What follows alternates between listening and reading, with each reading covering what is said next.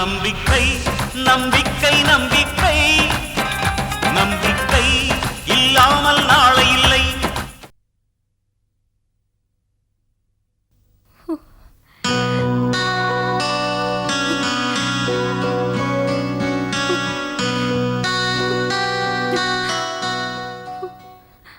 என்னம்மா ஜெயந்தி, ஏன் இப்படி கண் கலங்குற? நீங்க வச்ச இந்த பூவு எனக்கு என்னைக்குமே நிலைக்கணும்மா. ஜெயந்தி, என்னைக்குமே நீ தீர்க்க சுமங்கலையா இருப்பம்மா. உன் பூவும் போட்டும் எப்பவுமே நிலைச்சிருக்கும். அவர் அழிக்கணும்னு சில பேர் கங்கணம் கட்டிட்டு அலையிறாங்களே. நீ யார சொல்றன்னு எனக்கு நல்லா தெரியுதுமா. நந்தினி ரொம்ப நல்லவம்மா. நந்தினியால உன் புருஷனுக்கு எப்பவுமே ஆபத்து வராது. அதுக்கு நான் பொறுப்பு. உன் புருஷனுக்கு நந்தினியால ஆபத்து கிடையாது, அந்த சிந்தாமணியால தான் ஆபத்து. வாங்கம்மா. வாமா அருணா, எப்படிமா இருக்க? ஏதோ இருக்கேம்மா. அண்ணன் என்னைக்கு எங்களை பார்க்க வராரோ அன்னைக்குதான் எங்களுக்கு சந்தோஷம். கவலைப்படாதம்மா, இப்பதான் காலம் கணிஞ்சு வருது. சீக்கிரமா உங்க அண்ணன் திரும்பி வந்துருவாரு. வசந்த் ரொம்ப நல்லவம்மா, அவனுக்கு எந்த ஆபத்தும் வராது. நீங்க சொல்றத கேட்கும் போது ரொம்ப சந்தோஷமா இருக்குமா. நீங்க நந்தினி கூட இருந்தாலும் என் வீட்டுக்காரர் மேல நல்ல அபிப்பிராயம் வச்சிருக்கீங்க. அந்த வசந்த் நான் பெத்த புள்ளம்மா.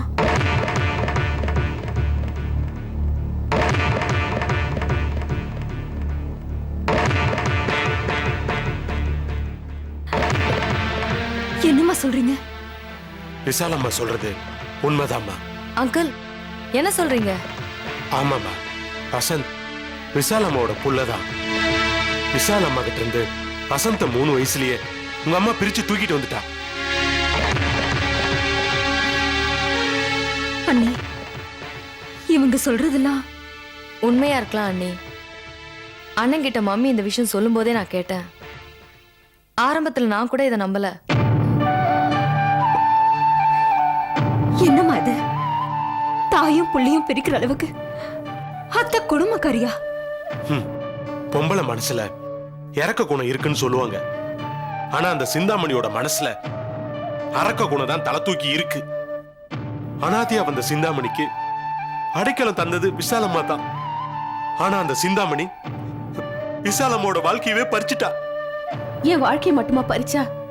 என் புருஷனை என்கிட்ட இருந்து பறிச்சா, என் பிள்ளை என்கிட்ட இருந்து பறிச்சா. இப்பதான் கடவுள் எனக்காக கண்ணை திறந்திருக்காரு. ஜெயந்தி, உன்ன மாதிரி மருமக கிடைக்க நான் ரொம்ப கொடுத்து வச்சிருக்கணுமா.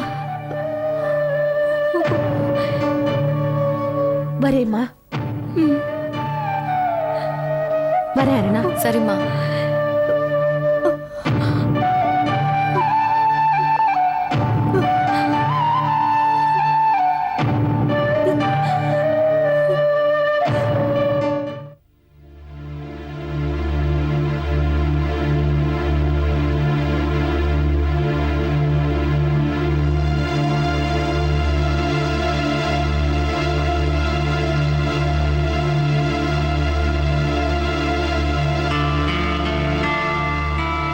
நந்தினி, என்னம்மா யோசனை பண்ணிக்கிட்டு இருக்க? ஒண்ணும் இல்லப்பா. இல்லம்மா, நீ ஏதோ கொஞ்சம் அப்செட் ஆயிருக்கேன்னு நினைக்கிறேன். என்னாச்சுமா? ஒவ்வொருத்தர் வாழ்க்கையிலையும் எவ்வளவு திருப்பங்கள் வந்துகிட்டு இருக்கு பாத்தீங்களாப்பா. நாளுக்கு நாள் காட்சிகள் மாறிக்கிட்டே வருது. அதுதான்மா வாழ்க்கைங்கிறது. ஒரு சாதாரண நர்ஸா என் வாழ்க்கையை ஆரம்பிச்சேன். அனாதை குழந்தைங்க தான் என் உலகம்னு அவங்களுக்கே என் வாழ்க்கையை அர்ப்பணம் பண்ணணும்னு நினைச்சேன். ஆனா வசந்த் வந்து என் வாழ்க்கை பாதையை மாத்திட்டாரு. வசந்த் தான் என் எதிர்காலம் நம்பிக்கிட்டு இருந்த என்ன அவர் ஏமாத்திட்டாரு. புழுதியில தூக்கி வீசப்பட்டேன். உங்க அன்பு கரங்கள் வந்து என்னை மறுபடியும் தூக்கி நிறுத்துச்சு. புது வாழ்க்கையை அமைச்சு கொடுத்தீங்க. உங்க மூலமா விசாலம்மாங்கிற ஒரு நல்லவங்களை சந்திக்கிற வாய்ப்பு கிடைச்சது. அவங்களோட அன்பும் கிடைச்சது. ஆனா இப்ப நான் யாரை பழி வாங்கணும்னு நினைச்சுக்கிட்டு இருக்கேனோ அந்த வசந்த பெத்தவங்களே விசாலம்மா தான் நினைக்கும் போது மனசுக்கு ரொம்ப கஷ்டமா இருக்குப்பா. அது கூட ஒரு வகையில நல்லதுக்காகத்தான் நான் நினைக்கிறேன்மா. ஒருவேளை வசந்தோடு நீ சேர்ந்து வாழணுங்கிறது அந்த ஆண்டவனோட ஆசையா இருந்திருந்தா அது இப்ப சுலபமா நிறைவேற வழி அமைச்சாச்சு. பாத்தியாமா? இல்லப்பா, வசந்த் என்னைக்குமே சிந்தாமணியோட மகனா தான் என் கண்ணுக்கு தெரிவாரு. எத்தனை கசப்பான அனுபவங்களை என் மனசுல சுமந்துட்டு இருக்கேன் தெரியுமா? என் உயிர் இருக்கிற வரைக்கும் இந்த மோசமான நினைவுகள் என்னை விட்டு போகாதுப்பா. வசந்த் யாரோட புள்ளங்கிறத பத்தி எனக்கு கவலையே இல்லை. என்னை பொறுத்த வரைக்கும் வசந்தும் சிந்தாமணியும் எனக்கு நம்பிக்கை துரோகம் செஞ்சவங்க. அவங்கள நான் பழி வாங்காம விட மாட்டேன். என் முடிவுல நான் உறுதியா இருக்கேன்ப்பா. ஏற்கனவே நீ எடுத்த ஒவ்வொரு நடவடிக்கையாலும் அவங்க ஆடி போயிருக்காங்கம்மா. உன்னோட வேகத்தை தாக்கு பிடிக்க முடியாதானமா அவங்க நிக்கிறாங்க. இது மட்டும் பத்தாதுப்பா. அந்த வசந்த நான் ஓட ஓட விரட்டணும். வசந்த் மாதிரி ஆளுங்களை சும்மா விட்டா அதுக்கப்புறம் பல பெண்களோட வாழ்க்கை நரகமா போயிடும். கொலைகாரனை கூட மன்னிச்சு விட்டுறலாம். ஆனா பெண்களுக்கு துரோகம் பண்ற ஆம்பளைங்களை மன்னிக்கவே கூடாது. நந்தினி, விசாலத்தோட முகத்துக்காகத்தான் நான் பார்க்கிறேன். எந்த தாயும் தம் மகன் தவறானவன்னு ஒத்துக்க மாட்டாமா? அது மட்டும் இல்ல, வசந்தே என்ன வந்து சேரல. எதுவா இருந்தாலும் வசந்த் வந்ததுக்கு அப்புறம் முடிவு பண்ணிக்கலாமா? வசந்தோட முடிவு என் கையில தானு நான் ஏற்கனவே முடிவு பண்ணிட்டேன்.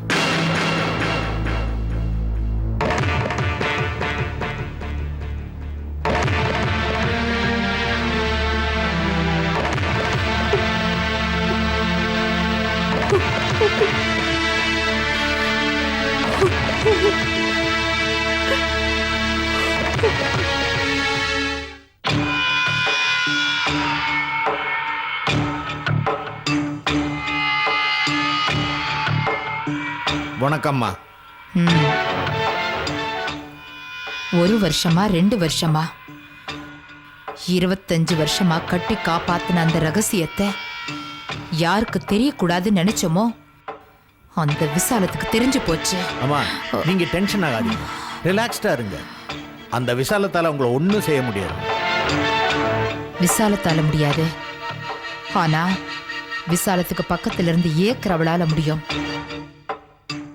விசாலம் நிச்சயமா எனக்கு எதிராக வேலைகள்ல இறங்குவா. என் சொத்துக்களை பறிக்கணும்னு பாப்பா. என்னையே வந்து மிரட்டிட்டு போயிருக்கா. என்ன பார்த்தாலே பேச பயப்படுறாவ. இன்னைக்கு எனக்கே சவால் விட்டுட்டு போயிருக்கா. சிந்தாமணி அம்மா, உங்களை யாரும் ஒண்ணும் செய்ய முடியாது. 7 கிரகங்களும் ஸ்ட்ராங்கா இருக்கு. அதுவும் நல்ல இடத்துல உட்கார்ந்துருக்கு. கவலைப்படாதீங்க. எல்லா கிரகங்களும் சேர்ந்து என்ன ஜெயில உட்கார வச்சிடுமோன்னு எனக்கு பயமா இருக்கு. நீங்க ரொம்ப பயப்படுறீங்க. உங்களுக்கு இப்ப என்ன வேணுமா? என் சொத்து நிலைக்கணும், என் செல்வாக்கு நிலைக்கணும். அதுக்காக நான் எதையும் பலி கொடுக்க தயாரா இருக்கேன். அப்படின்னா விசாலம் உயிரோட இருக்கிறது எனக்கு ஆபத்துன்னா? புரியுதுமா. சரியான நேரத்துல அதுக்கு வேண்டிய ஏற்பாட்டை நான் பண்றேன். நீங்க கவலைப்படாதீங்க. கையை ஜாகிரதையா பாத்துங்கம்மா. நான் வரேன்.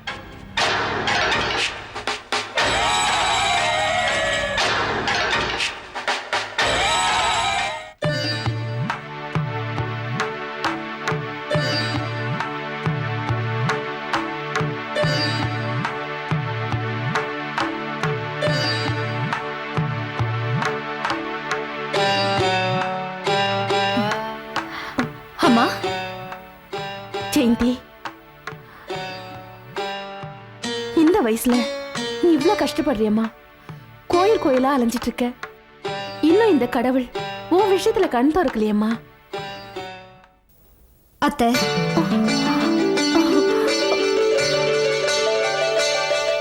நான் உங்களை அப்படி கூப்பிடலாமா?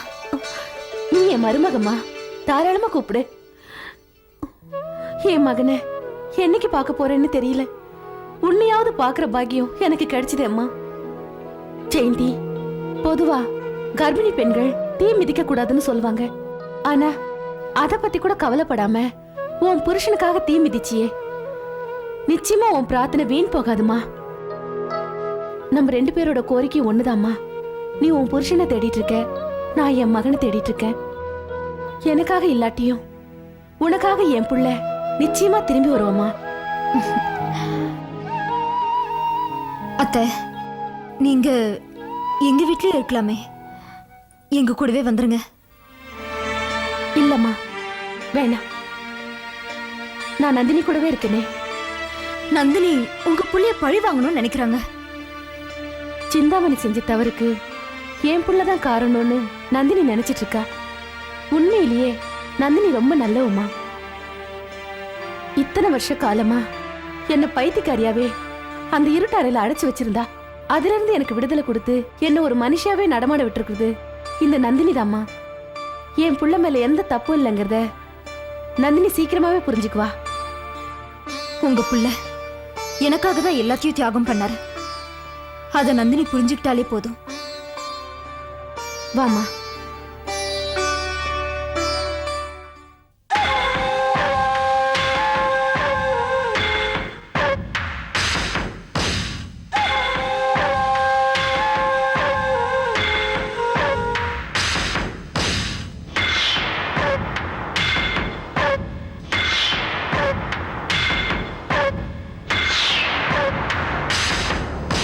ஜெயந்தி, விசாலம்மா எங்க இருக்காங்கன்னு தெரியுமா? நேத்து தான் அவங்கள கோயில்ல பார்த்தேன். நம்ம வீட்டுக்கே வந்துருங்கன்னு கூப்பிட்டேன். அதுக்கான நேரம் வரும்போது நிச்சயமா வரேன்னு சொன்னாங்க.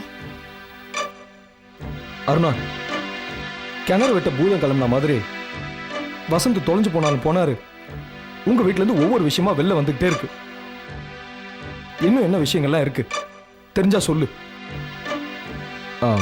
ஆமா, நீயாவது உங்க அம்மா வயிற்றுல தான் பிறந்தியா? இல்ல இன்னும் 2-3 வருஷம் கழிச்சு உன்னை பத்தி ஏதாவது தனி கதையா வரப்போகுது? அண்ணி, நீங்க வருத்தப்படாதீங்க. உங்க குடும்பத்துல நடக்கிற சம்பவங்களுக்கு நீங்க என்ன பண்ணுவீங்க? அண்ணா, நீ எதுக்கு அண்ணி மனசு புண்படுற மாதிரி பேசுற? இல்ல அண்ணி, அவர் சொல்றதுல என்ன தப்பு இருக்கு? என் மம்மிய என்னாலே புரிஞ்சுக்க முடியல. என் அண்ணன் என் கூட பிறக்காதவரா இருந்தாலும் அவர் என் மேல காட்டுற பாசத்துல எந்த குறையும் வச்சதில்ல. உனக்கு எந்த குறையும் வைக்கல. ஆனா என் தங்கச்சிக்கு எவ்வளவு பெரிய துரோகம் செஞ்சுட்டாரு. ச்சே, வசந்த் மேல வச்சிருந்த நம்பிக்கையே போயிடுச்சு. அவருக்காக ஊர் ஊரா இட இடமா தேடி அலைஞ்சுக்கிட்டு இருக்கேன். எல்லாம் என் தங்கச்சிக்காகத்தான். என் மனசுல இருந்து வசந்த தூக்கி அடிச்சிட்டம்மா. நீ அப்படி சொல்லக்கூடாதுண்ணா. அவர் மேல எந்த தப்பும் இல்ல. கல்யாண வீட்டுல ஏன் உயிர் போயிடக்கூடாதுங்கிறதுக்காக தான் அவர் நந்தினியை தியாகம் பண்ணிருக்காருண்ணா. தியாகம் சொல்லி அந்த தியாகம்ன்ற வார்த்தை கேவலப்படுத்தாதம்மா. ஒரு பொண்ணை ஏமாத்தி தான் உன்னை கல்யாணம் பண்ணிட்டு இருக்காரு. ஆக மொத்தம் ஒரே சமயத்துல 2 பொண்ணுங்களை ஏமாத்திருக்காரு. உன் மனசார அவர் எதுவும் சொல்ல வேண்டாண்ணா. அவர் பாவம், ரொம்ப நல்லவர். நான் தான் கல்யாண வீட்டுல அவர் ஒரு இக்கட்டான நிலைமைக்கு தள்ளிட்டேன். அன்னைக்கு எனக்காக முடிவெடுக்க போய் இன்னைக்கு வரைக்கும் கஷ்டப்படுறவர் அவர்தான். நந்தினியும் அத்தையும் அவரை மாறி மாறி அழகழிச்சாலும் இது வரைக்கும் அவர் என்ன ஒரு வார்த்தைக்குள்ள கோவமா பேசினது இல்லைனா. இந்த உலகமே அவர் எதிர்த்தாலும் நான் இன்னைக்குமே அவர் பக்கம் தான் இருப்பேன்.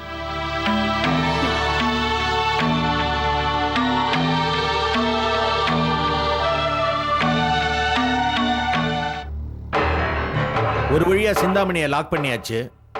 இனிமே அவங்க சொத்தெல்லாம் நமக்கு தான். நம்ம அடுத்த இலக்கு நந்தினியோட சொத்து. வனஜா, சார், எவ்வளவு சீக்கிரம் முடியுமோ அவ்வளவு சீக்கிரம் நந்தினியோட குழந்தைய இங்க கொண்டாந்துடு. நான் அப்படியே செய்யறேன் சார். குழந்தை எதுக்கு? குழந்தைய வச்சு நான் பூஜையா பண்ண போறேன். நீங்க கொஞ்சம் சும்மா இருங்க சாமி. வக்கீல் சார் சொன்னா விஷயம் இருக்கும். நந்தினி குழந்தை பேர்ல ராம்கோபால் உட்பட எல்லாருக்குமே பாசம் ஜாஸ்தி. அந்த பாசத்தை வச்சு பணமாக்க போறேன். ஓ, புரியுது புரியுது. குழந்தைய கடத்த போறோம், சரியா? அதேதான். குழந்தைய கடத்தி வச்சுட்டு 25 லட்சம் ரூபாய் கேட்டா கூட ராம்கோபால் கொடுத்துடுவாரு. சிந்தாமணி சொத்தையும் அடிச்சிடலாம். அதுக்கப்புறம் ஆளுக்கு ஆளு எங்கேயாவது போய் செட்டில் ஆயிடலாம். இதுவும் நல்ல பிளானா தான் இருக்கு. வனஜா, என்ன சார்? நீ நந்தினி குழந்தைகிட்ட நல்ல பழகு. சரியான டயத்துல குழந்தைய இங்க கொண்டாந்துரு. சரிங்க சார். சரி, கிளம்புங்க.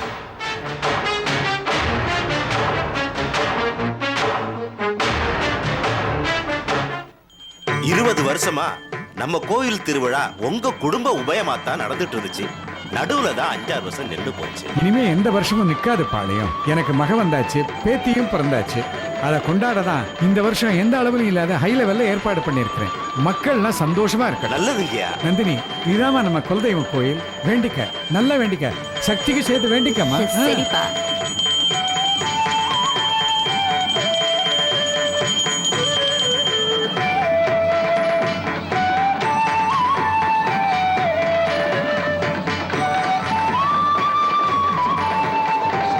நந்தினி, வாமா சுத்தி பார்க்கலாம். குழந்தைய கொடுங்கம்மா, நான் வச்சுக்கிறேன்.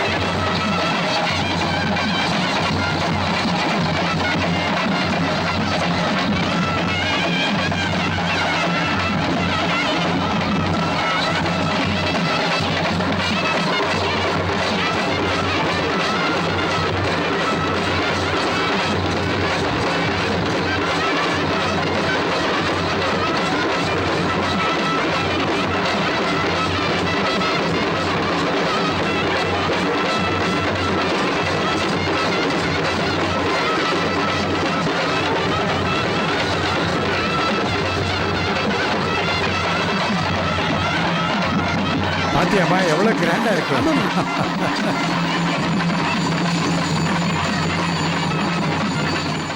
நந்தினி குழந்தை எங்கம்மா?